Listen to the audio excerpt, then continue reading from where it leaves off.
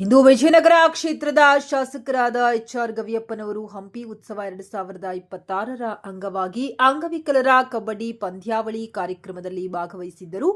ಮಾನ್ಯ ಸಚಿವರು ಹಾಗೂ ಜಿಲ್ಲಾ ಉಸ್ತುವಾರಿಗಳಾದ ಬಿಜೆಡ್ ಜಮೀರ್ ಅಹಮದ್ ಖಾನ್ ಅವರೊಂದಿಗೆ ಪಾಲ್ಗೊಂಡು ಪಂದ್ಯಾವಳಿಯನ್ನು ಸಚಿವರೊಂದಿಗೆ ಉದ್ಘಾಟಿಸಿದರು. ಸಚಿವರು ವಿಜೇತ ತಂಡಕ್ಕೆ 50,000 ಮತ್ತು ರನ್ನರ್ ಅಪ್ ತಂಡಕ್ಕೆ 25,000 ಬಹುಮಾನಗಳನ್ನು ವಿತರಿಸಿದರು ಹಾಗೂ ದೋಣಿ ವಿಹಾರ ಸೇವೆಯನ್ನು ಮಾನ್ಯ ಸಚಿವರು ಹಾಗೂ ಜಿಲ್ಲಾ ಉಸ್ತುವಾರಿಗಳಾದ ಬಿಜೆಡ್ ಜಮೀರ್ ಅಹಮದ್ ಖಾನ್ ಅವರೊಂದಿಗೆ ಪಾಲ್ಗೊಂಡು ಉದ್ಘಾಟಿಸಲಾಯಿತು.